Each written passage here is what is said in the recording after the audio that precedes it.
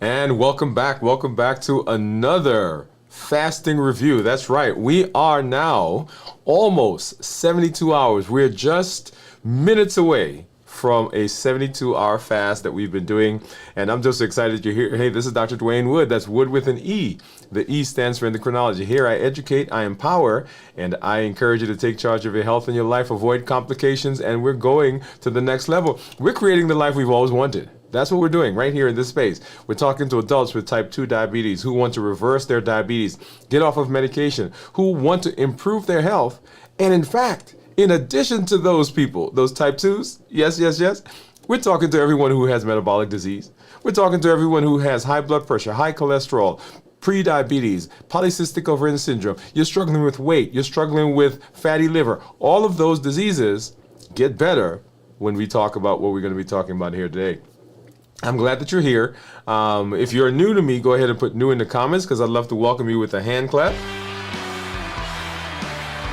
and some music to let you know that I am very excited that you're here. If you do have questions, go ahead and drop those in the comments in the chat because we'd love to welcome you and say hello.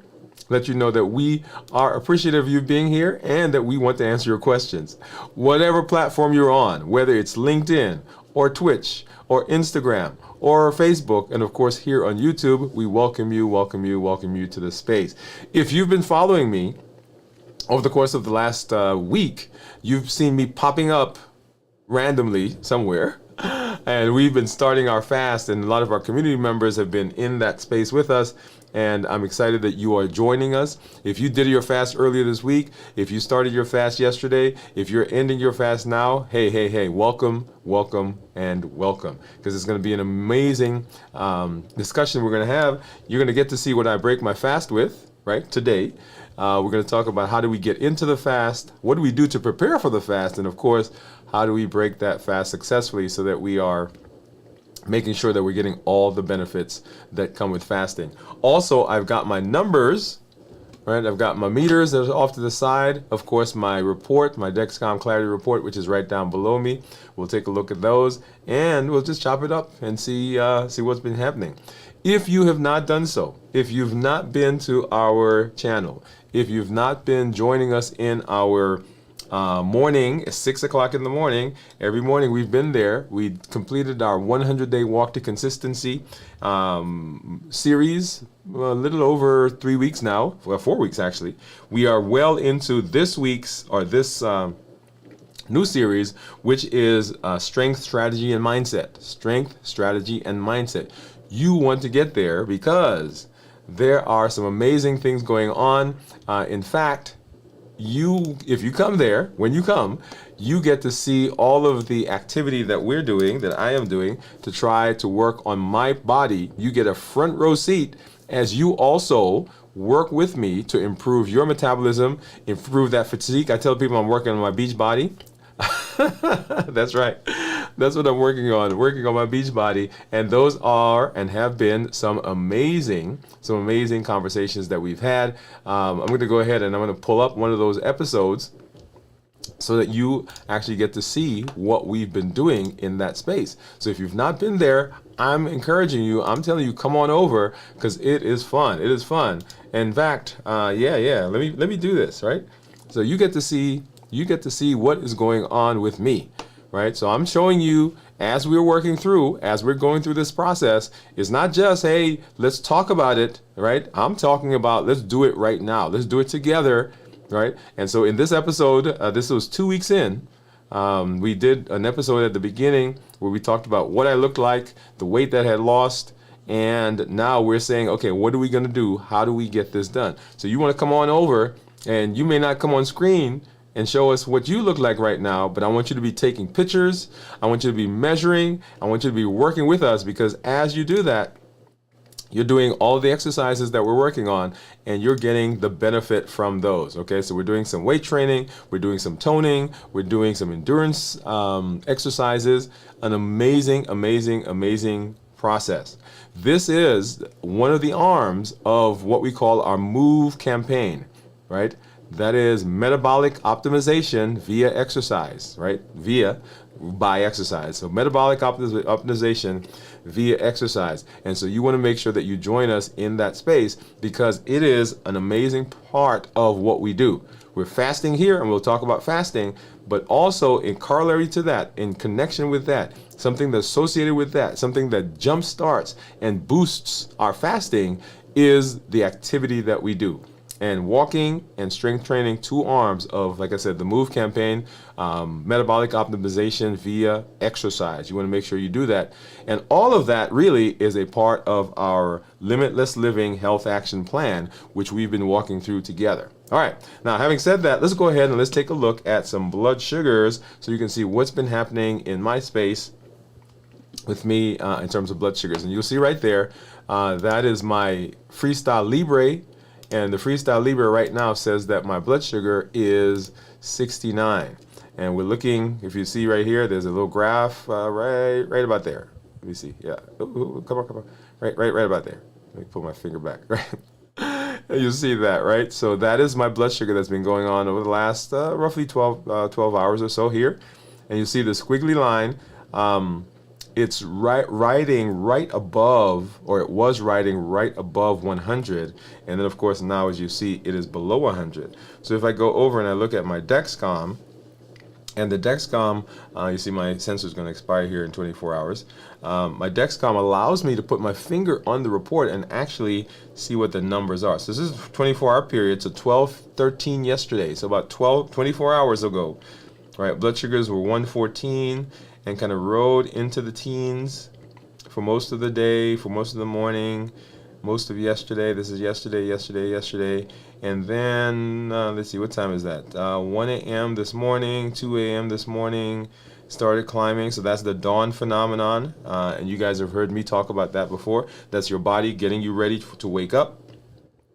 And so it pumps you full of growth hormone, cortisol to kind of jumpstart you as you go through the day, and up and up and up. Now these numbers down here, I don't. We were 90, so I think one was 60 something. I don't think that's a real number. Probably something was going on. Or maybe I slept wrong and they lost something was happening. So that's probably not a real number. But also remember that the Dexcom tends to ride a little higher than the Libre, and so in the low 100s. Let me see, how high did it get? It got up to about 130, I saw that, 137, 138, and then of course now coming back down. Okay, so over the last 24 hours, and we'll take a look at my actual report here in a minute, so you get to see what's been going on over the days, right? So this is just a snapshot.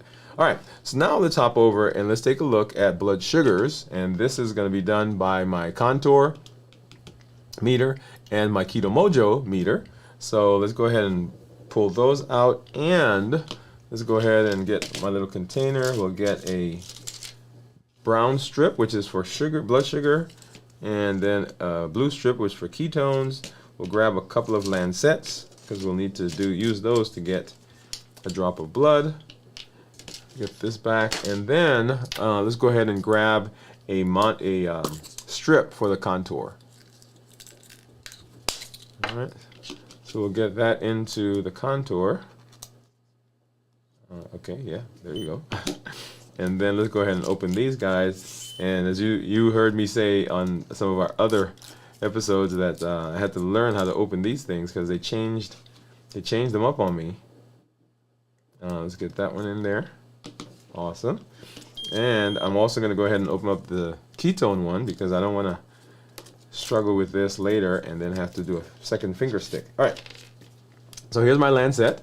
Let's go ahead and grab that. And so there is my lancing device or lancet, and let's get that in there. And ow, that hurt. So I hope that gives me a good drop. Okay, yeah, that's a good drop there. And let's get that started right here.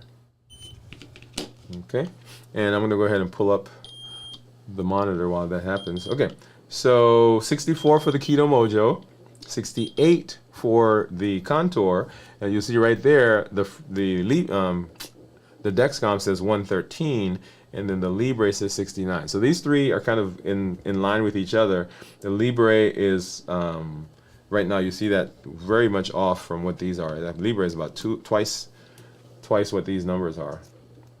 All right, so let's go ahead and get that in and get that drop of blood. What do you think my ketones are, by the way? So we are now 71 and almost 72 hours. In just a few minutes, we'll be 72 hours of fasting. What do you think my ketones are going to be? All right, so go ahead and drop that in the chat. Drop that in the comments. 1.6. Now look at that. That's the same thing that it was yesterday.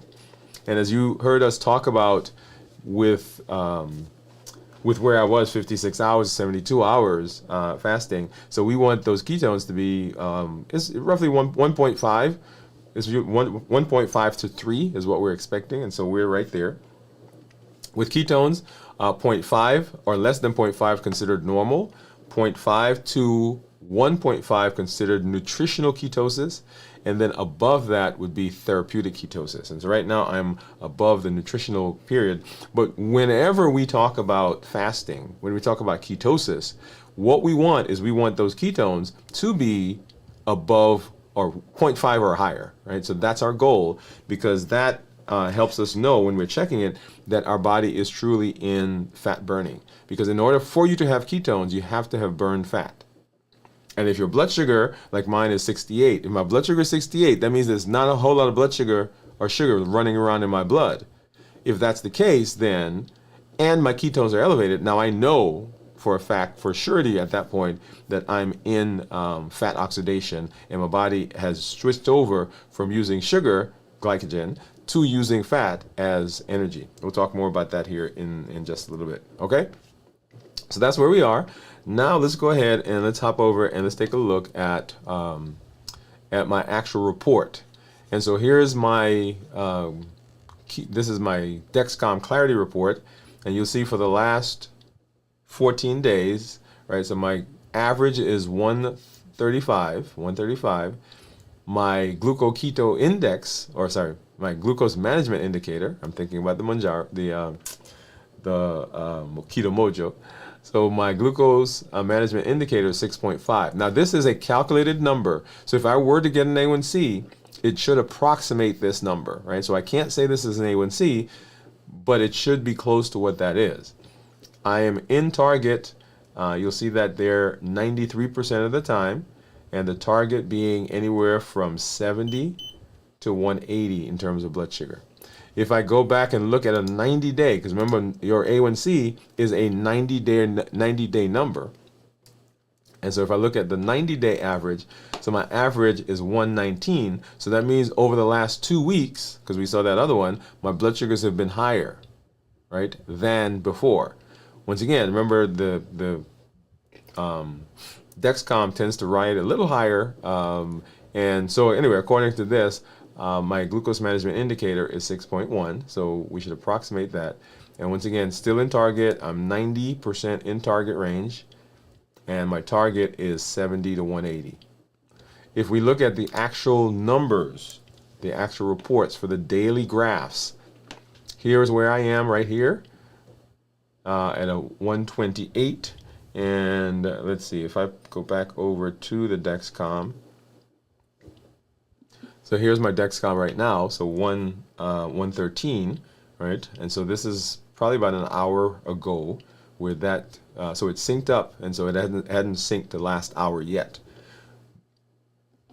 All right, but yeah, so right in here, you'll see that is what my blood sugar is now. And if I scroll back, you'll see we've been kind of running in the low 100s. Right here, those are those numbers I told you that I didn't put stock in, and then back into the early morning, and there's midnight. So if I go back, and let me come right here, right? So this is almost 72 hours. So if I go back to 48 hours, when I was at 48 hours, all right, blood sugar is 116. If I go back to 24 hours, blood sugar 116. And if I go back at the beginning when we first started, blood sugar was 130. Okay. So right in there. So if you've been following us, you've been seeing this. You saw me go live. Several of you who have been joining us in the fasting process, kudos to you wherever you are. One of the points that that I want to make here is, and we have one of our community members say, hey, I was cooking and I ate something just like I do. So something when I cook, right? I taste it and you're like, oh my goodness, right? So technically that's a breaking of the fast. But what I say to people is just because you interrupted it at that point doesn't mean you have to start over. So like if you say I'm doing a 24-hour fast and you ate something at 16 hours, don't start over. Just complete the fast. And then when you're ready to start the next fast, that's fine. But don't pretend that this is a penalization. It's not that you're in trouble and you gotta, well, man, I'm 48 hours in and I ate something and I was going to 72, so now I've got to start all over from the beginning. No. That's not what we want. That's not what we want you to do. I want you to pick up from where you are and just complete that fast and then pick up again the next time you're going to fast. And as you know, I do a weekly fast, and that's what we recommend for those of you who are following us. Even if you're not following us and you just happen to come across, this is what our recommendation is. Part of our health action plan that we are fasting once a week, and we have some recommendations for how long that fast should be. So anyway, so that's what my blood sugars are right now, and you'll see for if I take this, and let's see if I can do this. Let me see. Hold on. Let me do it this way. Let me see if it'll let me. Let me see if it'll let me go further back. That one I'm not sure. So if I go from January to now, let's see, will it let me? No, it won't. It'll only let me do 90 days, right? So 90-day average. And if I go back to my overview, I think it's the same thing. It won't let me do more than 90 days. Because what I was trying to do is I was trying to see what the average would have been from January 1 to now. So that would be 5 months, but it only lets me do 90 days. Okay. All right. So that's that. Let's go ahead and let's talk about our topic today. And so we are talking about fasting. We're talking about fasting. And if you're new to us, or you've been away for a while, or even if you've been in the community, let's review why we're doing what we're doing. So fasting is a tool that we're using to help to regulate our metabolism. If you think about where we are in our current climate in terms of health, around the globe, around the planet, if you count up all the people who are diabetic, who have diabetes, there are currently over 500 million people who have have diabetes. There are over 500 million people who have pre-diabetes. Put those two together, and we're talking about over 1 billion, that's billion with a B, people on the planet currently who are suffering from blood sugars that are slightly out of the normal to blood sugars that are in the diabetic range. If we now we got those people, now we add to those people who have high blood pressure, high cholesterol, who are at risk for coronary artery disease, people who've had heart attacks, people who've had strokes, people who have fatty liver, people who are obese, are struggling with weight, people who have polycystic ovarian syndrome, and that number grows and grows and grows and grows. It is a pandemic. And so the question that we ask is, if we have so much information, if we have so much knowledge, if we have all this stuff that people are talking about, what you should do, how you should exercise, what medication you should take, right? There are all these things that are out there. Why are we still having those numbers continue to climb? And we have those numbers continue to climb because we are not addressing the root cause of the problem. It's kind of like if you at your house, right, you park your car, say in your driveway, and there are a couple of kids playing around by your car, and you hear crash, and you come running out, and the windshield is shattered. Okay, and you say, wait, who did what happened? Who did this? And they say, okay, Johnny threw a brick, and the brick smashed the window. And he said, Johnny, don't do that again, okay? All right. So you get somebody, they come, they fix the car, you park it in the driveway again, This time you probably should have put it inside the house, inside the garage, but that's okay. It's in the driveway. Same bunch of kids that are out there. You go inside, you hear it crash. You come running out. Say, what happened? Johnny threw a brick. Okay. You go, you get somebody to fix it. Come back. You park the car again. Same kids are there. You go in the house. You hear crash. You come back out. What happened? Johnny threw a brick. Now you have a couple of options. One of the options is you could go and you say, you know what? This is always happening. So I'm going to contract with the windshield company that they'll just come out ever so often and they'll put a new windshield in. Right? Or you can get them to deliver some windshields to your garage, and whenever Johnny throws the brick and it crashes the window, they just come and they put the new one in. That is one way to handle it. And will that work? Yes, it will. It's a lot of money because it causes other complications. Or you could help Johnny not throw the brick. Right? So if Johnny's your kid, okay, there's a whole other thing. Or if Johnny's somebody else's kid, we got to talk to parents and say, hey, look, Johnny keeps throwing a brick and he keeps breaking my window or my windshield. Now, notice what happened. We could deal with the problem, which is Johnny throwing the brick. Or we can let Johnny keep throwing the brick, and then we can decide that now what we're going to do is we're going to keep solving, we're going to keep patching, we're going to keep fixing the downstream problem. And what we've done when it comes to health is we've said that we're going to fix the downstream problem. We're going to change the windshield. We're not going to address Johnny. We're not going to address the main root cause. We're going to deal with the problem. So people who are out there who have diabetes, right? What we do, we treat the sugar. Yeah, okay, let's treat the sugar. Well, the sugar is not the underlying problem. The sugar is a result of the underlying problem. People who struggle with weight, what do we tell them? We say, hey, go home and eat better. Not realizing that there is an underlying problem. The problem is not the fact that they are eating. The eating is a downstream issue. The eating is the windshield. It is the result. What we need to figure out is why are they eating? They're eating because of depression. They're eating because of anxiety. They're eating because of past trauma. They're eating because of habit. There are all these reasons why people eat. But what we do is we go and we try to steal the food away.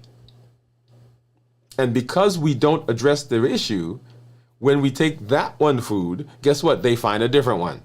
You take the ice cream, now they're eating cookies. You take the cookies, now it's eating donuts. They take the donuts, now they're eating pasta. You take, right? So there's always going to be an issue because we have not addressed the underlying problem.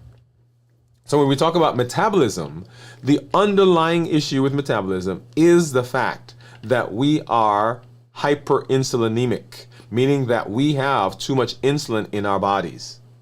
That is whether you are diabetic or pre-diabetic, you have metabolic syndrome, you struggle with weight, you have high blood pressure, high cholesterol, you've had a heart attack and struggle with coronary artery disease, risk factors, all of those along that spectrum. If you check those people, if you look at the amount of insulin that's in their body, it is more than normal. And so we keep treating blood sugar, we keep taking food away from people, we keep putting people on medication, we keep doing heart procedures, but we're not addressing the underlying issue. And so in this space, what we're saying is the path that we're working on, the limitless living pathway, says that we are not addressing the consequence without addressing the underlying issue. Let's patch the boat and stop it from sinking before we start painting it. Okay? And so here in this space, we've been walking through that process, and we launched several weeks ago the Health Action Plan, the Limitless Living Health Action Plan, which is a blueprint that says if you follow this, if you walk along this path, then these things will improve your metabolism. They will right your insulin, they will improve your blood sugar, make you more insulin sensitive, and we can reverse your diabetes, and we can delay, progress, reverse all of those metabolic issues that you suffer with. And as a part of that health action plan, fasting is a key component of it, because fasting hits all of the pillars we talk about when we talk about reversing diabetes. That is, it hits the decreasing insulin, suppressing appetite, and it hits the reducing sugar. And so on our main show, we are walking through that pathway. And then here I do a weekly fast so that you can see what my numbers are. You can see what's going on with me as I'm fasting, what my ketones are, what my blood sugars do, what different foods do to my body. And you'll see here, before we end the show, what I'm going to break my fast with this today. And I do a 72-hour fast. If you've joined us, yay, excited, right? So Tuesday to Wednesday, those of you who did that, congratulations. Wednesday to Thursday, those of you who did that, congratulations. Those of you who started yesterday and are now breaking the fast with us now at 72 hours, I'm excited. And you keep hearing me say the 24-hour periods, and that is our current recommendation. If you're starting on this journey, we say that everybody, unless you fit certain parameters, everybody else should be able to fast at least a 24-hour period. And those parameters are pregnant women, women who are breastfeeding, children, people who have had a history of eating disorders, people who have reactive hypoglycemia, right? And those people, it's not that they can't fast, but they should talk to their family doctor or their healthcare provider. Or people who have a certain medication that they say, okay, you have to eat with this. You also can talk to your family doctor and say, hey, what's the reason they say that this? Is it just because it causes upset stomach? Well, maybe it doesn't cause upset stomach in me. But everybody else, 24-hour period, once a week. So why is that the case? Why do we want you to fast for 24 hours? Well, whenever we talk about fasting, I talk about fasting in 3 different components. That is how we prepare for the fast, how we get through the fast and what's going on in my body, and then how do we get out of the fast? How do we break the fast? And all 3 components are super, super important. Why are they super important? Because how you prepare for the fast is as important, because if you don't do that well, you don't get through the fast well. If you don't get through the fast well, that's not what we want.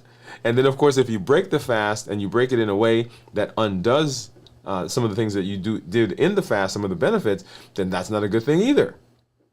So preparing, getting through the fast, and of course, breaking the fast, all 3 are important. And so when we talk about fasting, you'll see we will break it up into those categories. So let's talk about how to get ready. How to get ready. So why is preparation important? Because how you prepare determines ultimately the success of the fast. Preparing for the fast, we want to talk about how to prepare physically, mentally, and emotionally. When we do this, it allows us to determine the milestones. What are those things that are going to happen in the fast? How do we know when we're progressing? And we spent some time this week talking about the various changes that happen in the body. Right, so our last episode from yesterday when we did our check-in and the day before, 2 very important episodes that are key to understanding fasting and going into a much more depth in the specific things that are going on in your body. So let's talk about physical preparation. Physical preparation has with it several components. Number 1, rest. So if you are not well rested, when you get into the fast, you will find that you are feeling some of the changes that are going on in hormones and changes that are happening with energy, right? Because the body has to switch from burning fat to burning carbs to burning fat. And if you're not well rested, you will feel that as a big dip in energy, but it's not the fasting that's causing the issue. It is the fact that you are already tired. And so you feel that more profoundly. So the very first thing we talk about is we want to make sure that you're getting good rest. If you are not rested, then the fast doesn't go quite as well. Okay, notice that it doesn't go quite as well. Not that it gets derailed, but it can be difficult. And one of the important things is that your body, your brain, will remember how this fast went as you try to get into another fast. So it'll say to you, hey, wait. You remember the last time we tried to fast? And we felt so bad, we felt so tired, we felt so drained. Yeah, let's not do that again. But it's not the fact that we were fasting, it's that we weren't rested. So number one, we want to make sure that we are rested. Number two, nutrition. Nutrition is important because if you come into the fast and you have high blood sugars, in your process of using up those sugars, the body has to get rid of all of that before it turns to any of the stores. It's kind of like going to the grocery store and you shop and you bring the food home. Well, say you buy, and I'm not sure why I use this example, but this is the one I use all the time. So you buy a big bag of rice, right? 50-pound bag of rice. And you come home and you take some of that rice out, you put it in the pot and you cook it. Right? Number one. So when you're done cooking, you have some that you put on the table. Any leftovers go in the refrigerator. And then the big bag goes into the pantry because you don't cook the whole thing right away. Right? So those are the three compartments within your house where food is. Either it's on the table, or it's in the refrigerator, leftovers, or it's in the pantry because that's the bulk. Okay? All right. So I want you to think of your body in the same way. So when you eat food, in your blood at any one time, there is sugar that's running around. That's the sugar like on the table, the food that's on the table. Any excess that the body has when you eat food, not the stuff that's in your blood, any excess it takes and it puts it into the liver. That's the refrigerator. But if the liver gets full, then the amount that you have beyond that gets put into the fat cells. So once again, table, refrigerator, pantry, or blood, liver, fat. In order for you to have to go back to the pantry to get more rice to cook, what has to happen? You have to have eaten up whatever's on the table. You have to go to the refrigerator and say, hey, wait a minute. All the stuff in the refrigerator is also gone. Now let me go back to the pantry, open that big bag, get some more rice, and I cook it. So in order for the body to begin going to your fat, it has to use up what's in the blood. It has to then go to the liver and use up everything that's there. And then after that's done, then and only then does it get to go to the fat cells, the storage, and say, give me that, and begin burning it. So if you come into the fast and you've just eaten candy, cookies, cakes, ice cream, pasta, right, and your blood sugar is very high, then it takes the body a while to burn through all of that. It's kind of like if you cook too much rice, right? It takes you a while to eat it off the table. And then you put it in the refrigerator. Well, if there's a lot more or a lot, then it takes a while to eat what's in the refrigerator. So how we eat coming into the fast is super, super, super important. Because it can, for instance, if you're fasting for a 24-hour period and you come in with really high blood sugars, you can delay the progression into ketosis because it takes 24 to 36 hours for your body to deplete what's in the liver anyway. So if you come in high blood sugars and it takes 12, 13, 15, 20 hours, then you are just now getting to the point where the body is thinking about getting rid of all the sugar that's in your liver. You haven't gotten there yet. And so people will say to me, well, I didn't eat for 24 hours and my blood sugar is still high. Well, yeah, because we did not come into the fast with blood sugars that were in the normal range. So the body has taken time to burn through whatever's in the blood. Okay, so nutritional, that's very important. If you come in with high carbs or high sugars, then that's going to be an issue. So what we want to do there is we want to come into the fast with as little carb as possible. We want to come into the fast with fat, healthy fats, with lean protein, because protein and fats will help to blunt the absorption of carbs. It will slow the GI tract down and will help you feel fuller longer. Okay, so low carb, high protein, healthy fats. Those three things will help you get into the fast and do that fast well and do it successfully. Okay, so rest. 1, nutrition, what we do. Number 3, hydration. When you're fasting, once you get into the fast, often because you're not eating, you also don't think about drinking. And let me take a sip. And so if you are not well hydrated, it sets you up for difficulty, not just because your body needs the hydration in general, but now you're fasting. And if you're fasting, the body is going to be burning fat. When it burns fat, it has waste products that have to be taken away. And if you are not doing a good job of hydration, then that process becomes sluggish. So all those toxins, all those broken down pieces that have to be washed away, if you don't have enough hydration, then that doesn't work well. The next thing is that your body, the enzymes and the different things that are working in your body to function, just your normal, not even fasting, just normal process, they need lubrication. It's kind of like a gear. If there's not oil there, then that gear gets stuck. And if you are dehydrated, blood, in other words, your amount of volume in your body is lower, what happens is, in order to send the same nutrients to your heart, or to your lung, or to your brain, or to wherever it has to go, with lower volume, the body speeds up the process. So it makes the blood go faster. The heart rate goes up. So people feel that, like palpitations, heart racing, heart skipping a beat. And if they bend over or they stand up suddenly, because all that blood pools, then they feel lightheaded, dizzy, sweaty, and all those things that we talked about.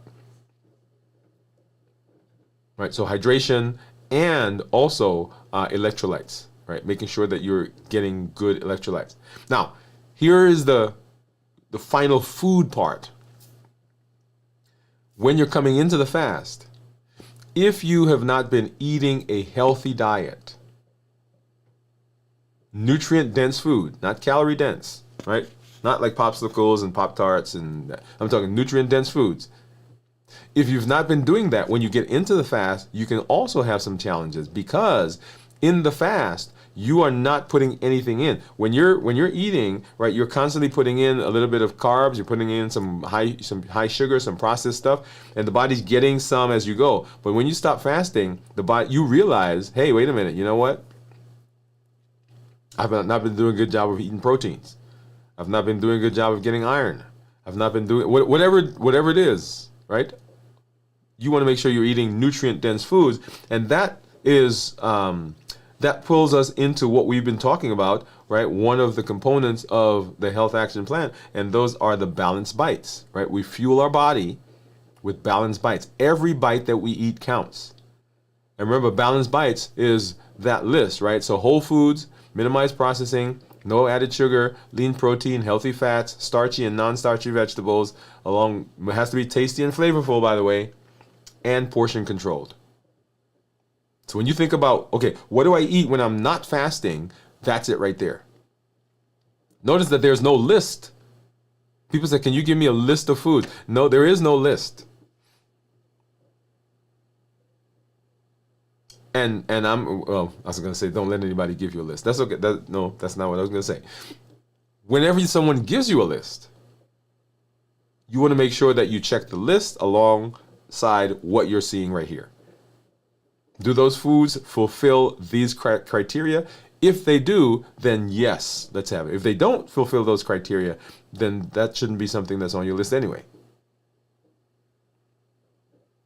So that is our physical preparation. And then we want to make sure that we are preparing mentally. Right? We're going to prepare mentally, because fasting is not just not eating.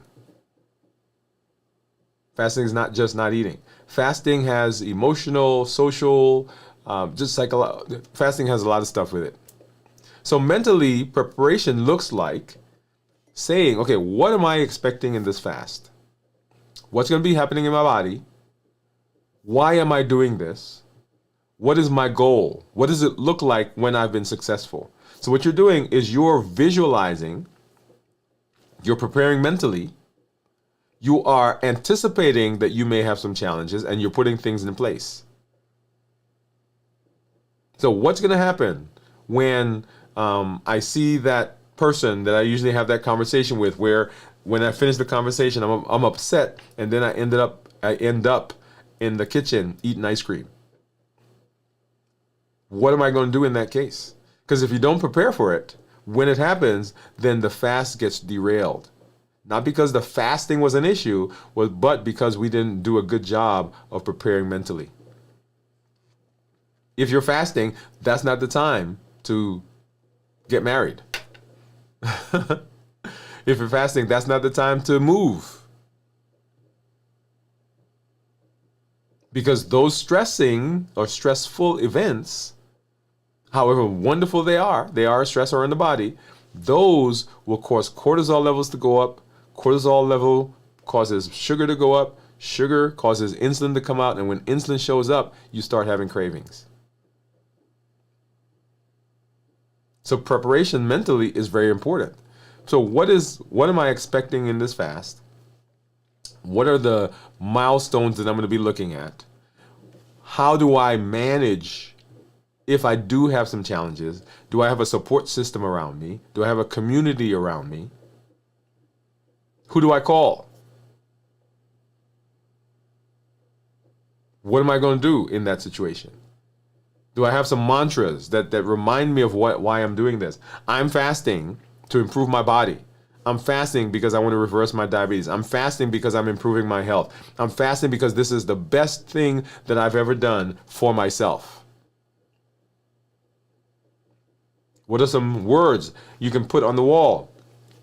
Put in your mirror, put it on your phone, have it pop up randomly. Preparing mentally. And then, of course, preparing emotionally. Now, this can be a challenging one. And let me tell you why. Most of us use food to buffer our emotions. You feel bored, you eat. You feel stressed, you eat. Angry, we eat. We have a challenging conversation, we eat. We're discouraged, we eat. So when we are fasting, we no longer have food as the safety net. And so we're facing those things head on without our buffer, without the net below us. And so we are having to be forced to now face those things and deal with them on their own at face value. And so what are the things that you're putting in place that's going to help you emotionally? Do you have an emotional plan? Do you have a stress management plan? Do you do deep breathing? Do you do yoga? Are there some spiritual practices that you have? What is it that's going to happen? Have you come to grips with the fact that this is what's going to happen? Do you anticipate that it's going to happen? So we're preparing emotionally, right? And this is very much tied to the mental.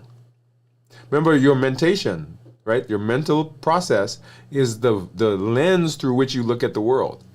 That's how you interpret the world. The emotions are, well, let me go back. So how we look at the world, how we see the world is our mental process. Whatever happens in the world has no meaning until we assign meaning to it. When people say stuff about you, those words that they said have no meaning until you now say, okay, they're insulting me.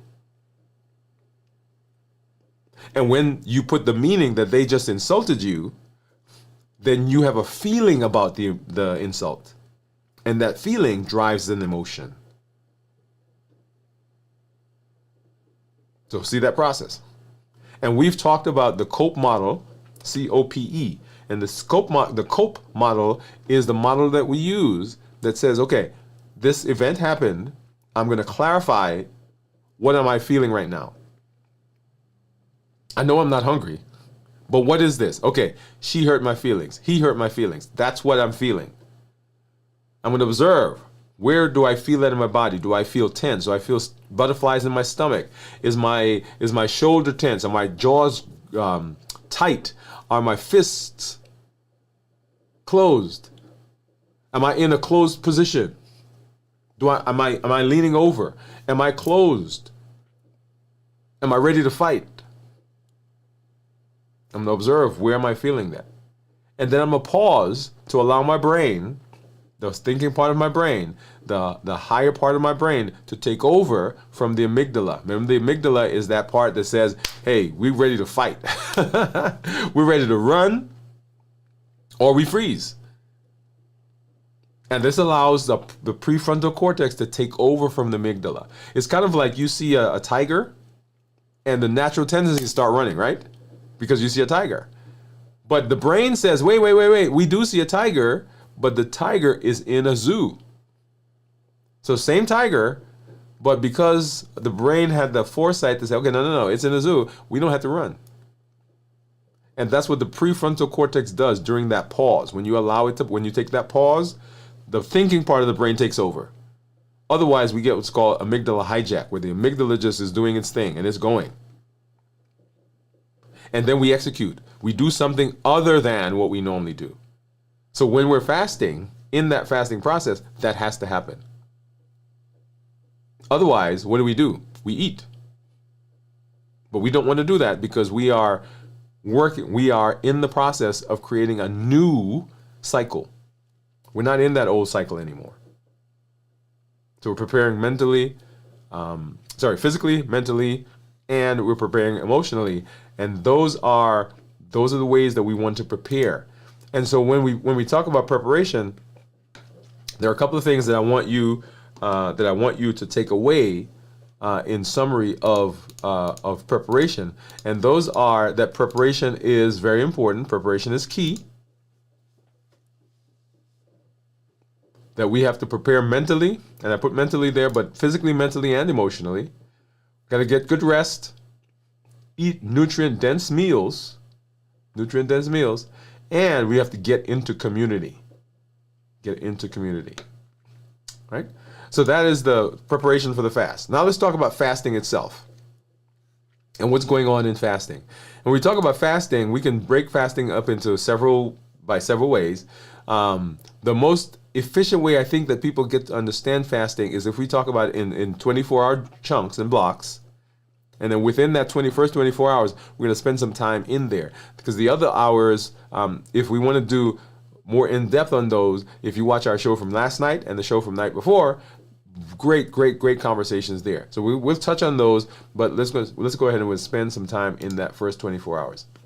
And why is the first 24 hours important? Because this part is probably the most misunderstood part of fasting. People get all the stuff that's happening at 72 hours. They get all the stuff that's happening at 48 hours. But the first 24 hours, people don't quite understand what's going on there. And I think that leads to some friction. Okay?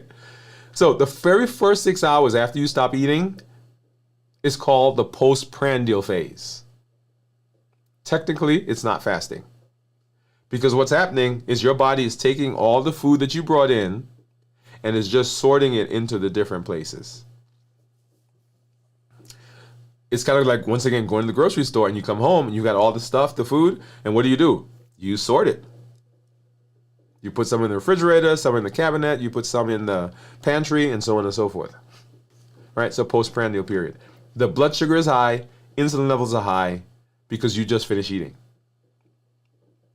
This postprandial process takes longer the more sugar and highly processed foods you eat.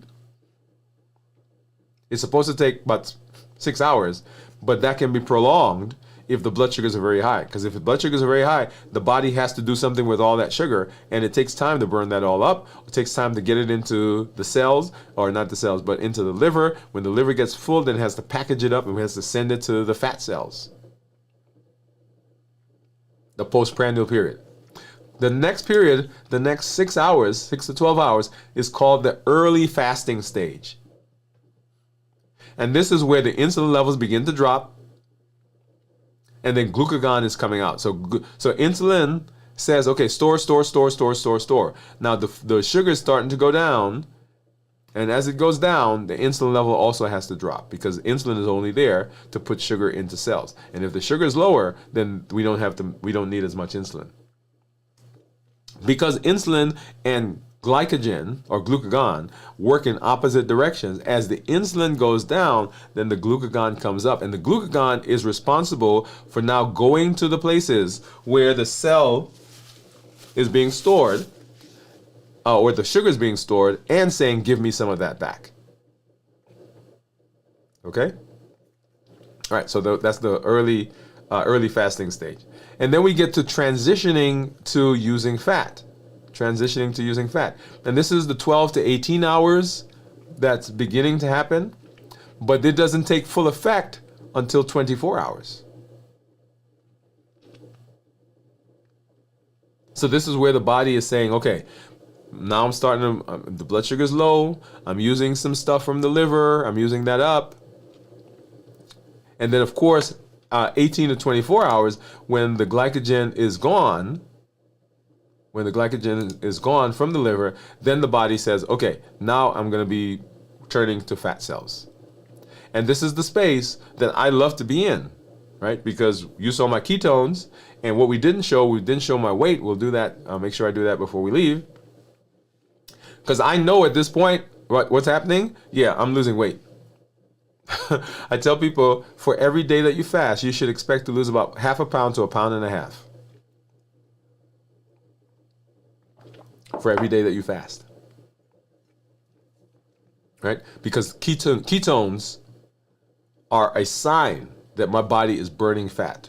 It's burning fat, converting it into sugar, into ketones, and it's fueling my body. So where do you think that fat comes from? It comes from the storage. So as long as I have ketones, guess what? Fat's being used up. And particularly when you look at your blood sugar, if the blood sugar is low and you have ketones, then we know that the only reason why that's there is that the body is burning fat. Okay? In just a second. Had a visit with the ENT here early today. All right. So that's so ketosis is beginning. And as we move further into this, right? So the next 24 to 36 hours, or 24 to 30 hours, we have fat adaptation. Whereas the body is now in the process of that's what it's using the fat cells. Now, the reason I go through the 24-hour is the 24-hour period is crucial.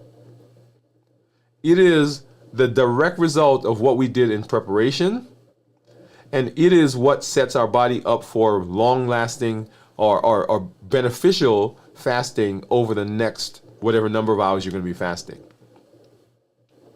Because if this process takes long, let's assume that you came in and your blood sugar is high. Let's say it takes you 24 hours, 36 hours to burn all the sugar. Then guess what? It takes you longer to get into the fat adaptation, and so your fasting session where you're actually getting the benefits is shorter. But if I come into fasting and I'm already low on carbs, I've not been eating a lot of carbs, my blood sugar is 90, then the body goes through the process very quickly.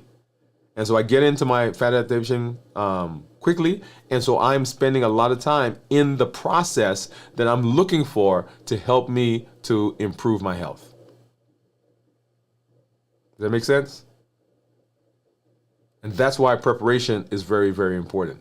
And just like we talked about with preparing for the fast, I want you to understand that getting rest is important during the fast. Making sure you're hydrated is important during the fast. Making sure that you are not under a whole lot of stress is important during the fast. Because all the things I just talked about, if you're not rested, your cortisol level goes up. If you're under stress, your cortisol level goes up.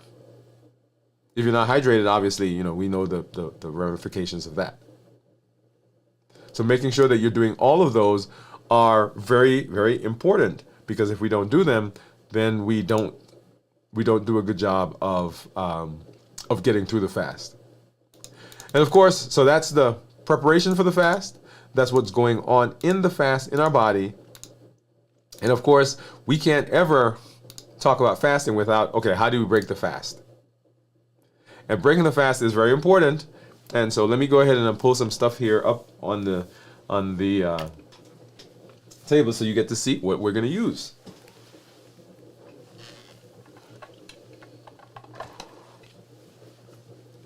All right, let's go back over there. All right, so here we have it. Get these things off. So I've got a salad, and the salad has lettuce, cherry tomatoes, cucumbers, banana peppers. I've got some chicken on top there. There's some cheese on the bottom, and there's also some eggs. All right, give me just a second here, guys.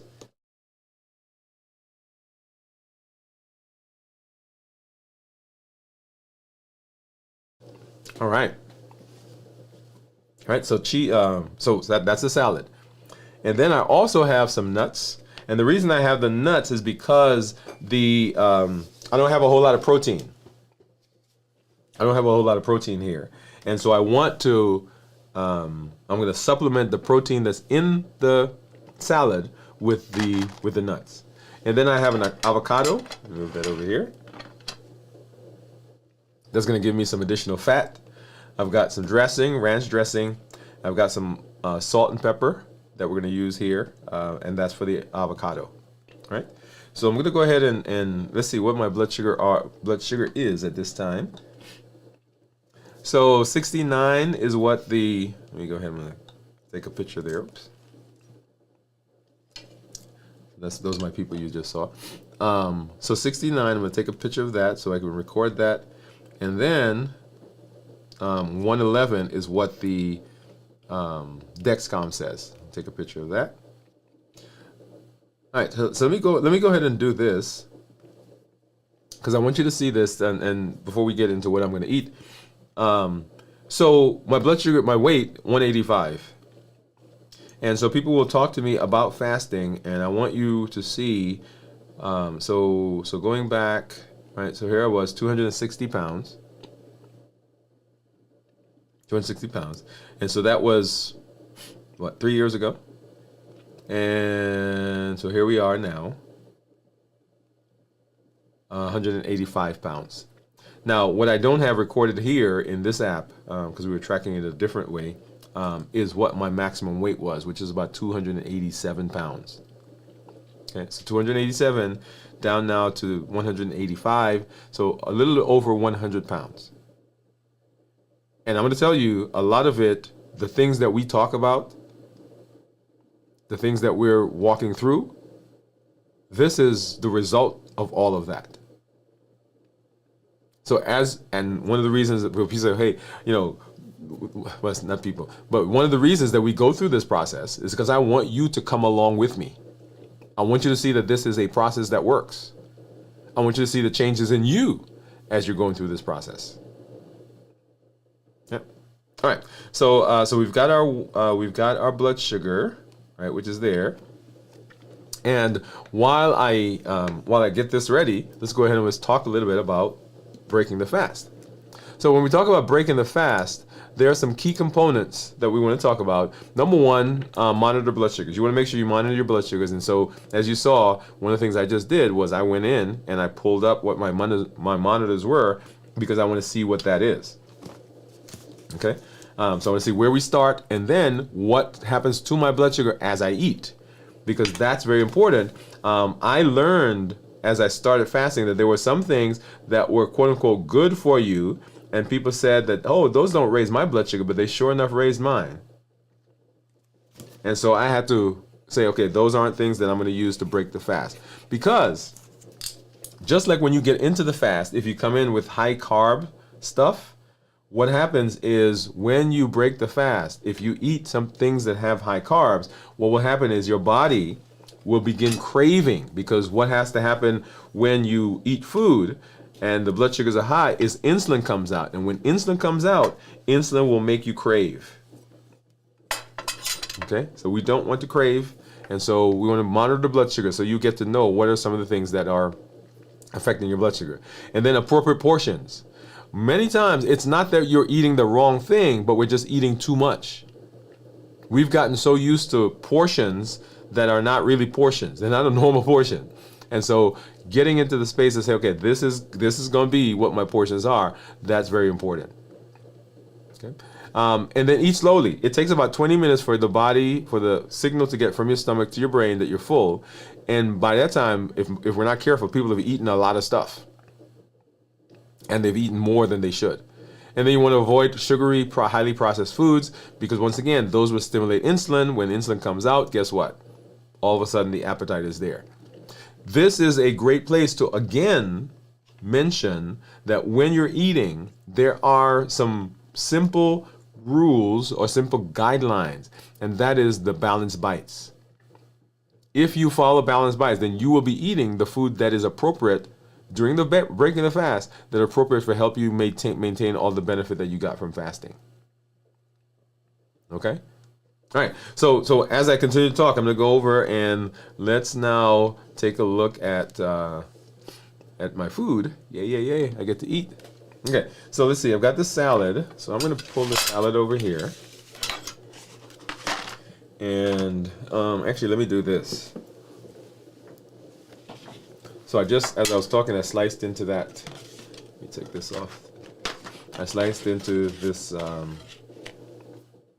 this avocado, and so I don't know how you cut the avocado, but I just made around it, and then I'm gonna twist it, and that twists it apart like that, and then I get my knife, and I pop it into the seed, and I turn it. Oh, it's supposed to. Okay, this one is not quite as. Oops, we don't want to do that. All right, there we go. Okay, so let's get that off to the side. Oops.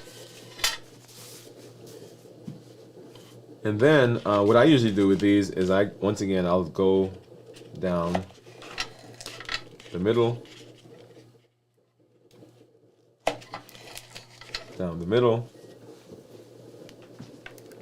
and then depending on how ripe it is, you should be able to just take the skin off. And this one is not completely ripe, but that's okay. So some of that skin stayed on. Once again, right here, you should be able to just peel that right off. And I'm able to peel it off, but the bottom part, I think the bottom part is not as ripe. And so it's getting stuck. All right, so once again, you can tear that off. I think I get all of that one off. And same thing here. Grab the bottom part. Are you seeing that? Oh, let's go back over here. All right, and you should be able to just tear that off. Boom, boom, boom. So you get these off of the tray. And for this, I usually just will drop some. This is some Himalayan salt, and I just over there. And then some black pepper, some crushed black pepper. Boom. And that's it right there. Okay. And so let's go ahead. My first meal. All right. So we are over 72 hours now. Yo, yay. And let's see. Let's do this one. All right. So here I am. Let's see. Now, of the things in here, let me go ahead and let me pull that back up for a minute. Of the things that are in the salad, I think the thing that is going to cause me the biggest issue in terms of blood sugar are those cherry tomatoes that you see, because those cherry tomatoes will spike my blood sugar more than anything else that's in here. Okay. But hey, we're gonna eat it. So if you've been fasting with me, go ahead and say yes in the comments. Say yes in the comments. And I'm going to do this one so you can see what my blood sugar is. That's what it is right now as I'm starting to eat.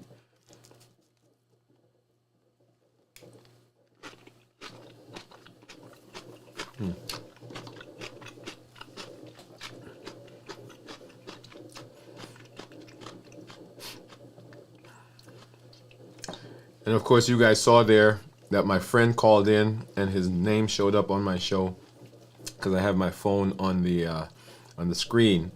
I'm talking loud so he can hear me. But I'm not going to answer the phone right now. I'll call him back in a little while. All right. So now you know when that's one of my best friends, by the way. We grew up together. All right.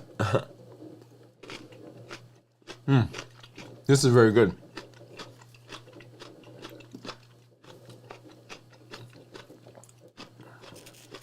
So once again, I've got some, of course, lettuce, tomatoes. There's some cheese in there.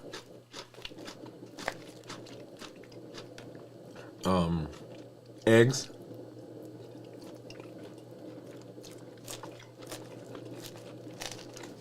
And I don't think I'm going to eat this whole salad.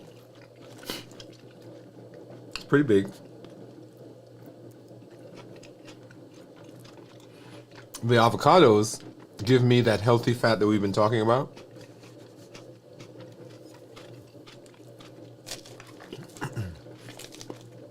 So, boom.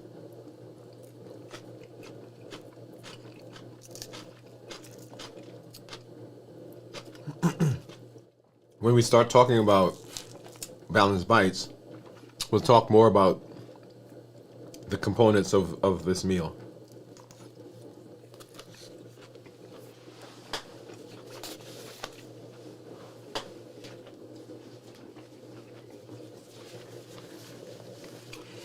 Remember, lean protein,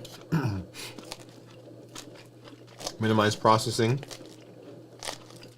and added sugar. So good.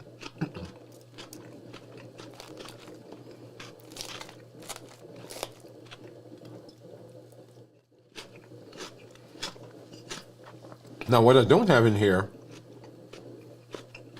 is I don't have any red onions. I usually like red onions in my salad. I do have some red cabbage.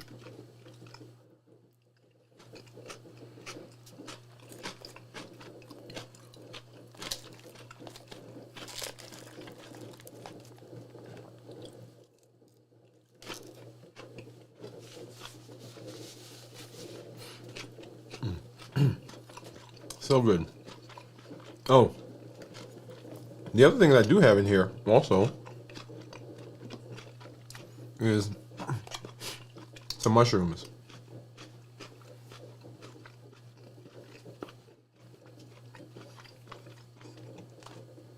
Right there, it's a mushroom.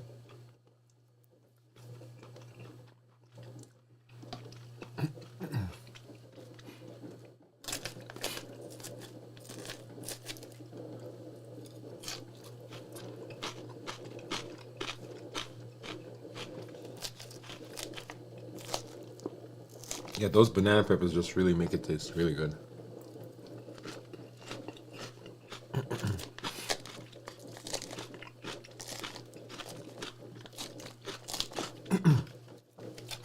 And I like crunchy. I guess you guys are hearing crunchy. But I like crunchy stuff. And all the flavors kind of mixed together. The eggs and the cheese. And the ranch. And all the different flavors that are in there. Oh yeah.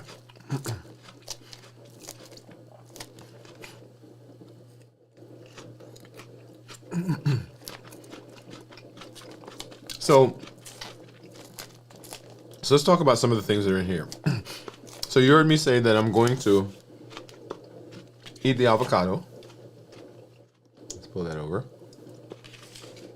Because that gives me some healthy fats. So when you're talking about breaking the fast, just like when you go into the fast, you want to make sure that your appetite is not super stimulated. When you break the fast, if you do a good job with the things you eat, they will help you sustain that process at the beginning of when you're eating. Otherwise, if you eat things that stimulate the appetite, what will happen is that you will get a lot of cravings, and that will kind of derail you, because what's going to happen is all of a sudden you came through a fast 24 hours, 36 hours, 72, whatever the number is. The craving comes and it's so intense that you end up eating a whole lot of stuff that you wouldn't normally have eaten, and it undoes, in terms of weight and blood sugar and so forth, undoes some of the things that you did in the fast itself. Okay?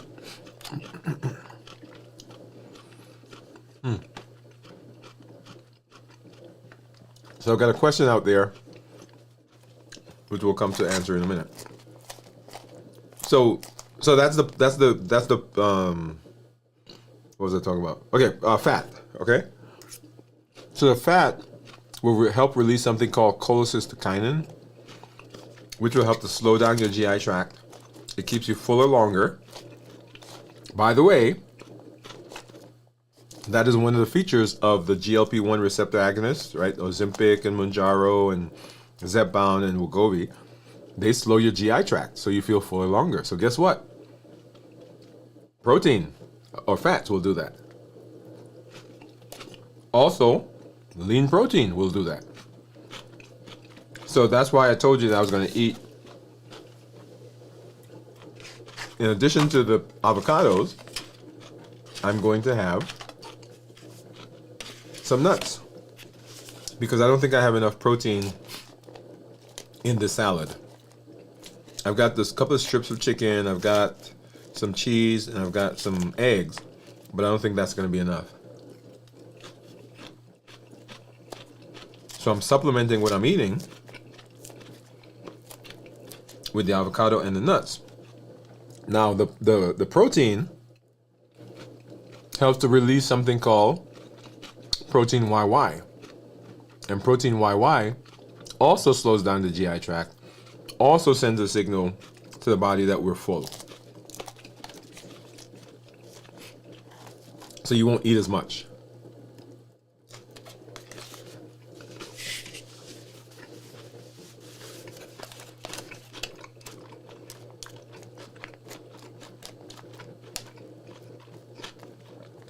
Okay, so this salad also had some nuts in it.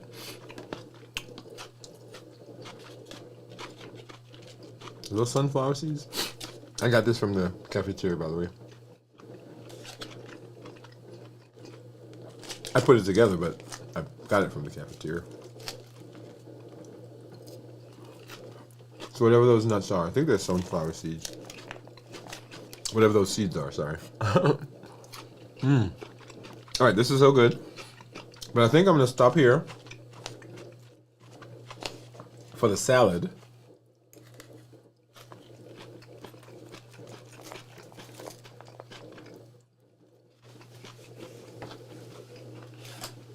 Because I want to get some of these avocados in.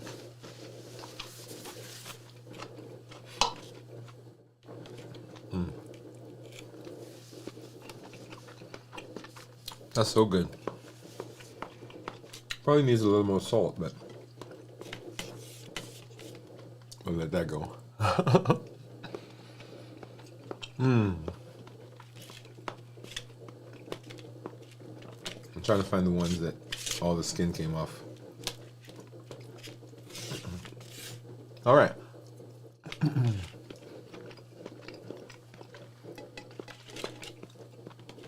Delicious. All right, so I see some folks hopping in. Let's go ahead and say hi, and then we'll answer one of those questions. I'm going to continue eating.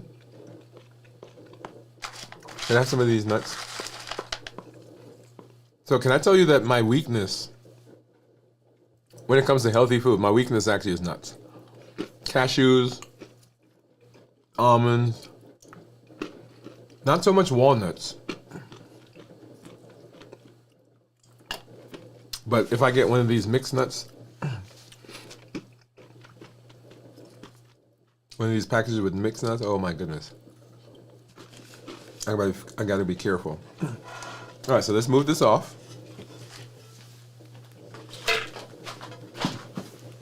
I think I'm gonna keep the nuts up here. Can I do that?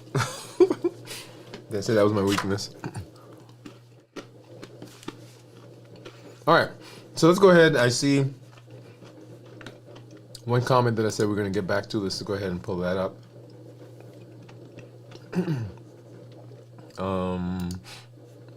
And let's see, Dennis Bolaños. Dennis says, what happens if you reintroduce food too quickly after a 72-hour fast, after a prolonged fast? Well, Dennis, very good question. Sorry, let me finish eating this.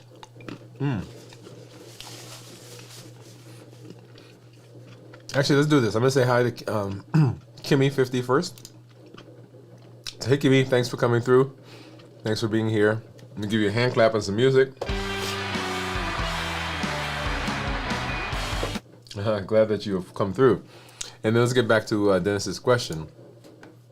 So, Dennis, what happens is, first we got to understand what's going on in the body when we're doing a prolonged fast. So everything really is kind of slowing down, right? So the GI tract slows down.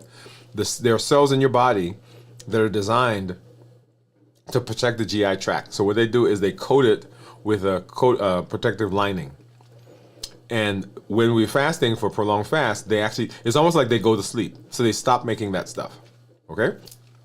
Our insulin levels begin to drop they drop because we don't need that much insulin during the fast because our blood sugars are low. The glycogen that's in the liver goes away 24, 36 hours. It stores about 100 grams of glycogen, right, normally. And for every gram of glycogen that it stores 3 grams of water. Right, that's going to be significant here in a minute. So these are the things that are happening in the body. So when we begin eating, the first thing that can happen is, depending on the food that you eat, right, if it's very spicy, highly seasoned, lots of spice, then that can irritate the GI tract. And irritation as in, sometimes you'll eat a food, and if you're not used to spiciness, or if you're not used to the acidity, you'll get indigestion. The reason you get those is because it's almost an irritant to the GI tract. So if you eat food and you're eating too fast, particularly if it's highly spicy and hot, right, then the GI tract becomes irritated. And because those cells that are supposed to protect it have gone to sleep, they may not catch up before you put that stuff in. And so you end up eating it, and the cells haven't woken up yet, and it irritates your GI tract all the way through, which has significant consequences. Because what that leads to in a lot of people is increased elimination. They're running to the bathroom all the time, and sometimes the fasting gets blamed for it, but it's because of how they reintroduce food in the post-fast period, in that breaking of the fast. So that's number one. Number two, your body has to replenish the glycogen, right? Because we used it up. And so the glycogen comes in, or the food comes in, if it's highly carb, and as you eat it fast during that prolonged fast, the body rapidly grabs onto glycogen. And because we said that for every gram of carbs, or gram of glycogen, it stores 3 grams of water, then your weight pops up.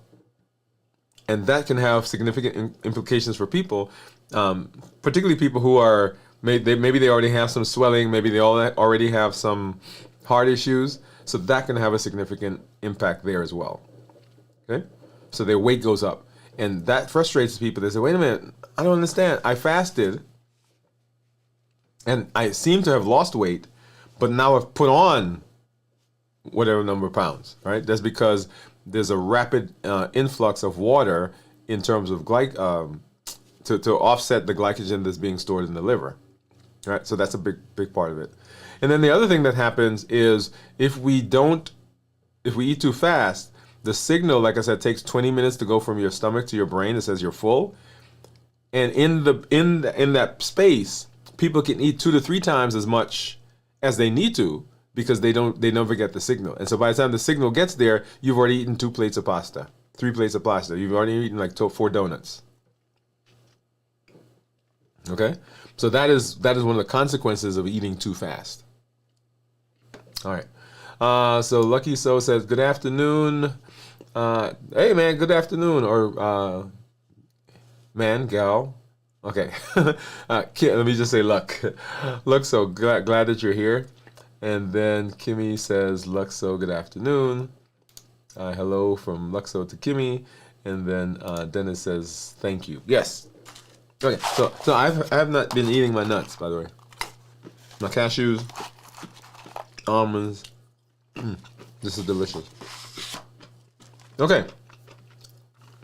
So that is our review of fasting. How we prepare for the fast, get through the fast, and of course, how we break the fast.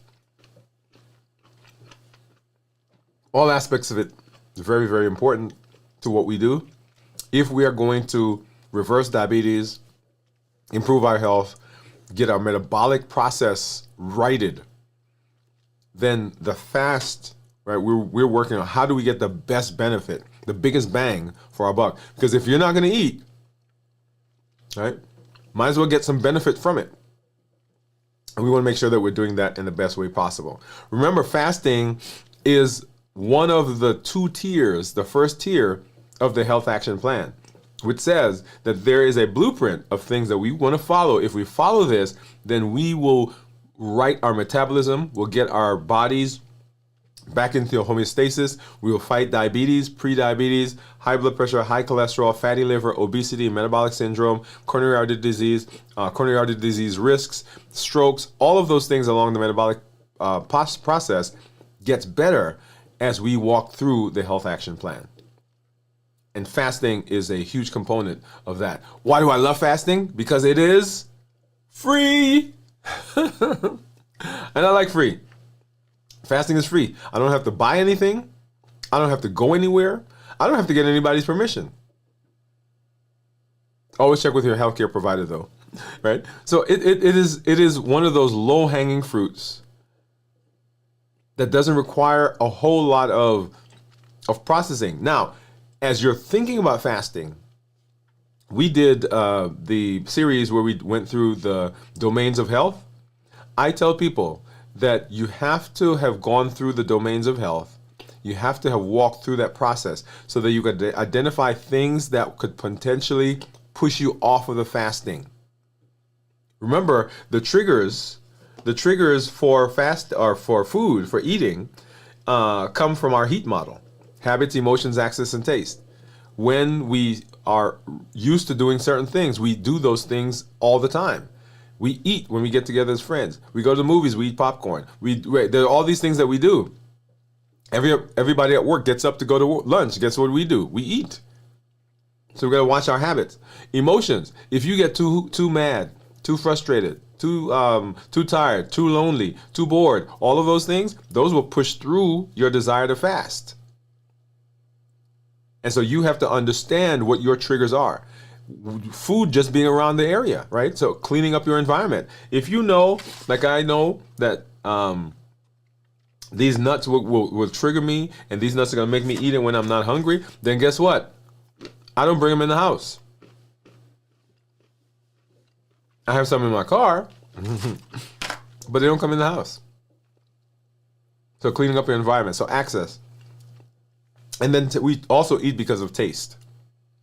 The things that we eat often remind us of a time when we felt a particular way, when we were in a situation. The food is what we're shooting for. The emotion, the benefit is what we're shooting for. That's what we're searching for. It is not the food in most cases. But there is this thing called the bliss point, and this is a thing that when they make food, right?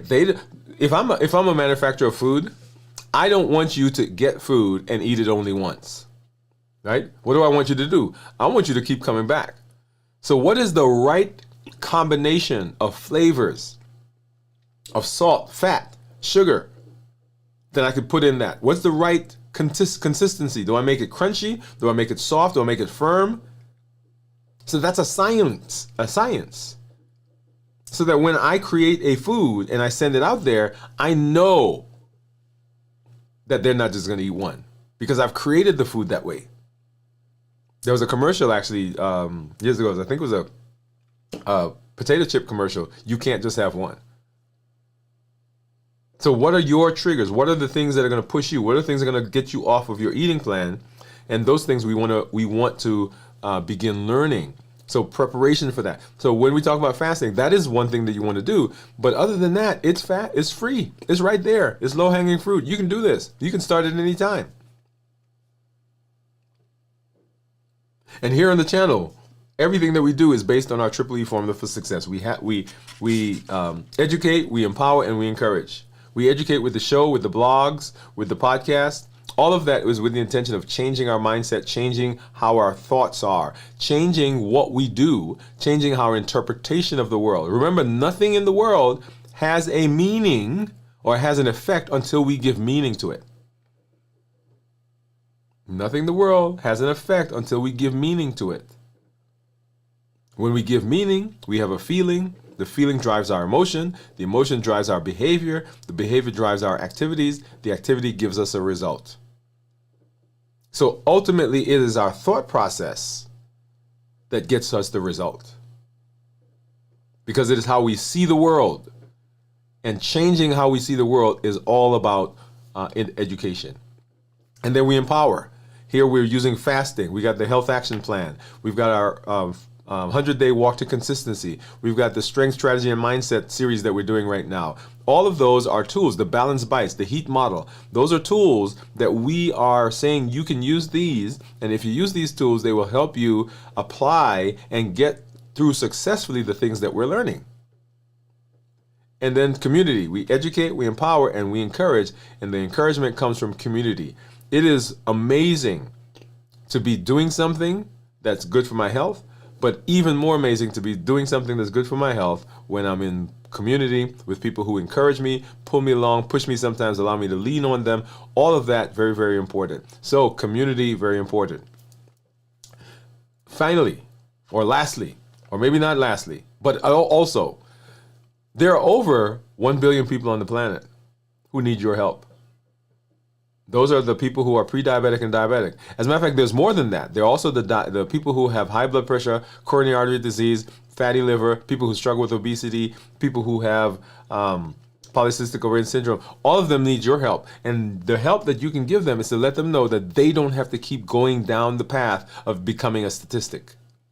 That they can make a change by the behavior, by following through the process. They can be part of a revolution to take back their health.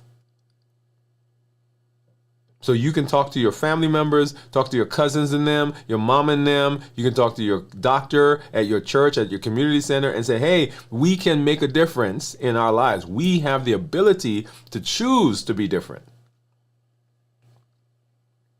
And the evidence for them is going to be you. Oh, come on now. Come on, come on.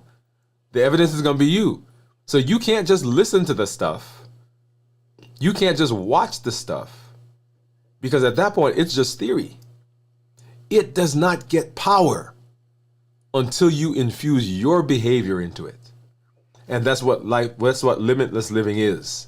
It says that I'm going to do everything in my power. I'm not allowing anything from outside of me or anything from inside to prevent me from doing what I need to do. I'm showing up with my best self, my best health, and my best plans for my life. So when you come, put this stuff in practice. That's why it's called the health action plan. Because it needs your action. It needs your behavior to be successful. I'm always excited when I'm here. Glad to see you. Glad that you guys are here. And glad to see all of the benefits that I'm seeing in the community. Go ahead and drop in our chat. Tag this and send it to somebody. Let them know that there's a place where they can be successful with their health.